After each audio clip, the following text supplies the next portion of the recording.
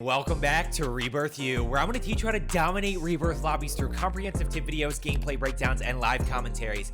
Now, people are always so quick to say, well, Joe, my enemies actually shoot back at me. Why don't yours shoot back at you? So today we're doing a gameplay breakdown, taking a look at this game right here. 1.2 average KD lobby, 15 kills, and a dub, talking about why my enemies don't shoot back at me. As always, make sure you hit that thumbs up button. Comment hashtag Rebirth U down in the comments below. My goal is to see 15 comments down there with hashtag Rebirth U in it. Let's get into it.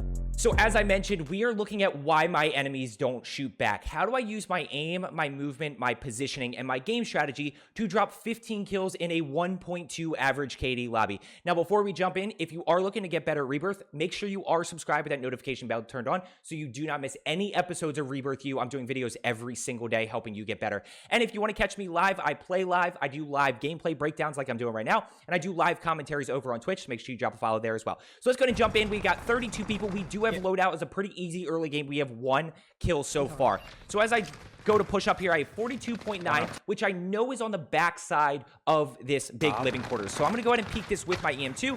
I'm going to go ahead and get the easy down right there. That's just the EM2 being really good. That is kind of an aim and a positioning kill right there, using my game strategy as well to ultimately get that easy kill. So now we have people below us, and I want to really highlight this play right here.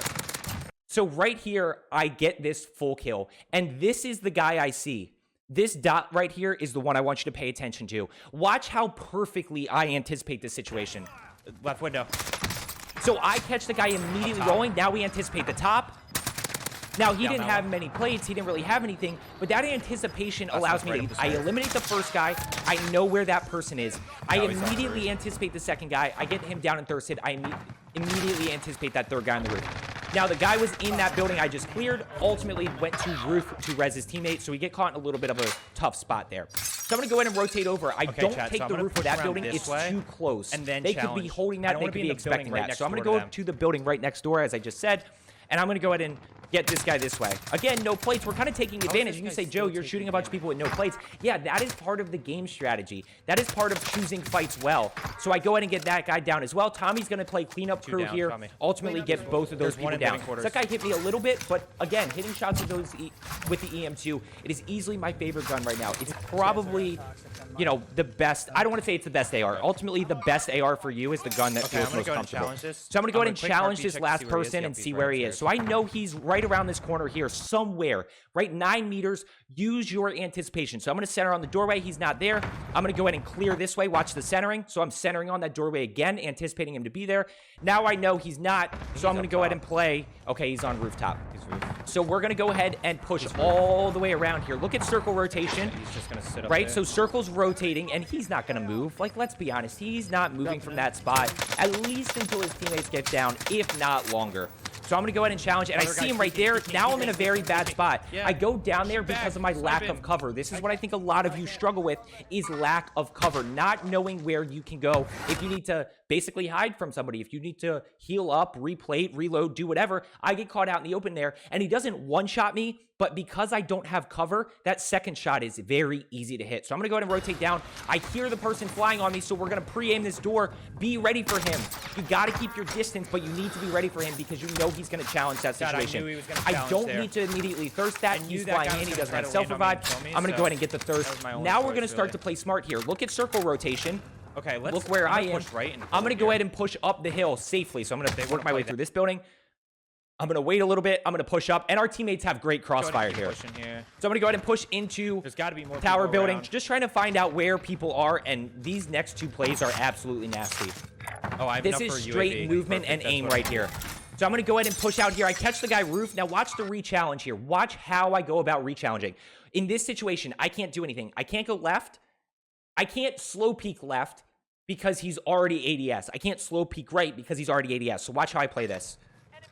We're going to jump peek out. We're going to hit all the shots there that I can. I break him. He doesn't break me. So now he's not going to re-challenge that. You're going to see this exact same situation come up in a second here, where I have I basically have to re-challenge the situation. And I give you I give a little bunny hop so that I can ultimately hit that shot. Let's go ahead and break window. I see him right there. I see him on roof. Now I'm in a bad spot. Look at this. I could hide behind the truck right here. Still in a little bit of a bad spot. Boom. So I'm gonna go ahead and go right.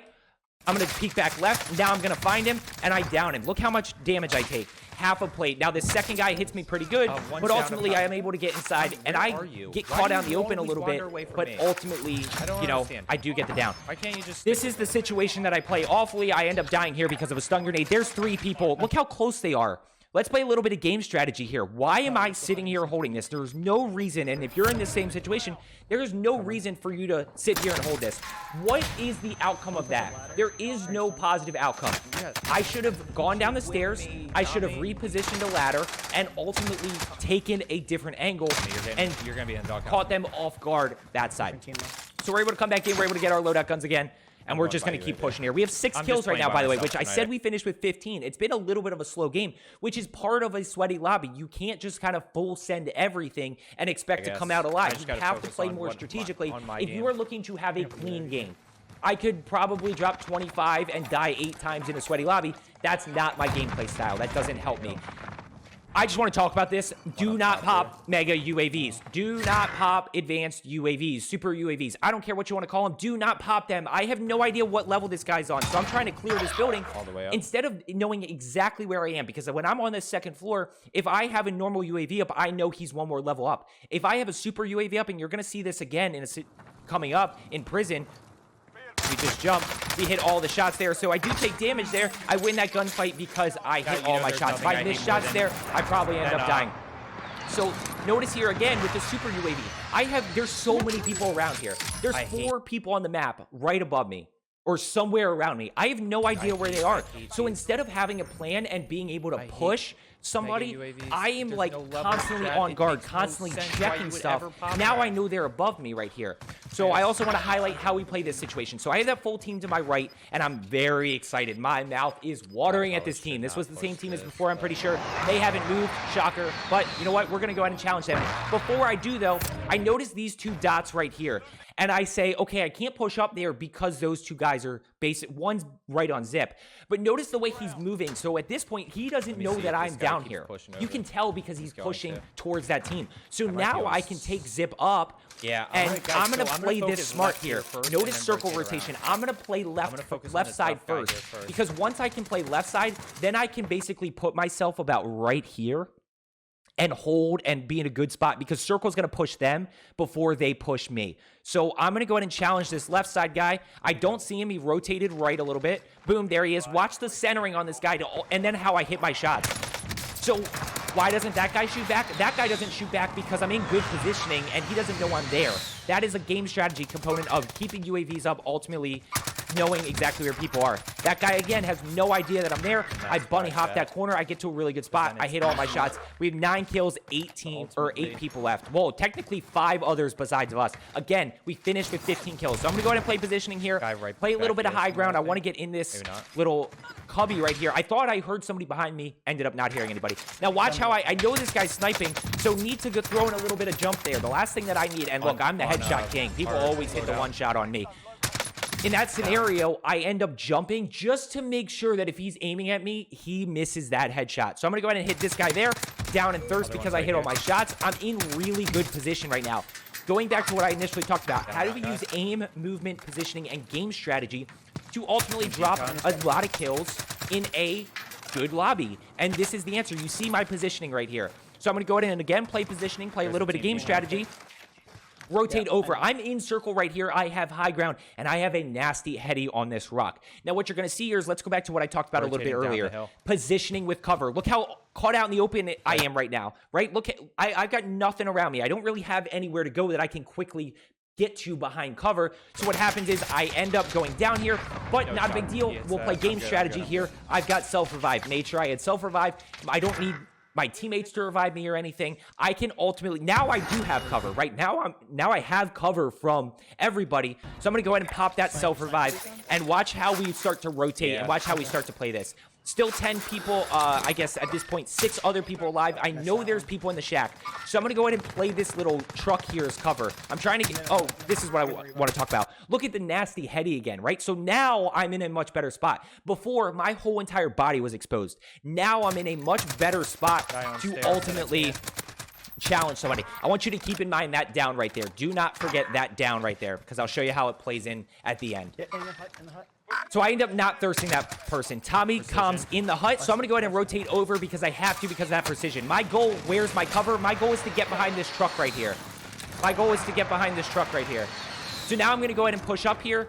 I know there's somebody in this hut. I see him right there. Watch how I center and hip fire this. Boom, center, hip fire. We're going to get the thirst. I know his teammate's going to be rotating over to challenge me because I can see the way he's pushing. So I'm going to go ahead and be ready for this. Boom, I do take damage there, but I use my movement to my advantage. I actually am not even broken in that scenario. You know, I use my movement to ultimately get out from behind that corner, make it tougher to track me. I hit my shots with the Cold War MP5, specifically mixing in headshots. We win that fight. So now it's on me to clutch this up. I can't false. The one thing, Tommy, and I don't know if I missed his comm, Tommy's resable. Tommy is resable, so I should have pushed over to res Tommy. I don't know if it was a late comm or if I was just so locked in that I missed it. Now at this point, I can't res my blue teammate Dunny here. And right here, it's a 1v2. I'm in good spot here. This is where low ground you actually sometimes have an advantage because I can hold them longer than they can hold me. Because I can play this wall right here. They have to push out into the open. So this is where I talk about understanding your positioning, understanding your cover. Now, I know this person has a sniper, so have to be careful. He cannot hit the shot. I don't have self-revive. Right 1v2 again. Circle pull. Now it's a 1v1. That person gonna know exactly that person that I marked died earlier. They died when I was behind the shack, so I knew this person was up top here. That's why I wanted to highlight that person. He crawled a long ways, but ultimately, you know, wasn't able to come back. I hit all of those shots. The guy tried to hit me, he didn't. And that's how you know, we dropped 35 kills as a squad right there. I dropped 15 by myself. So that's how you start to implement aim, movement, positioning, and game strategy to start to drop more kills, especially in sweaty lobbies. Hope you found today's video, Rebirth U, helpful. As I always say, make sure you're subscribed so you don't miss any. Let's get better today, and I will see you tomorrow.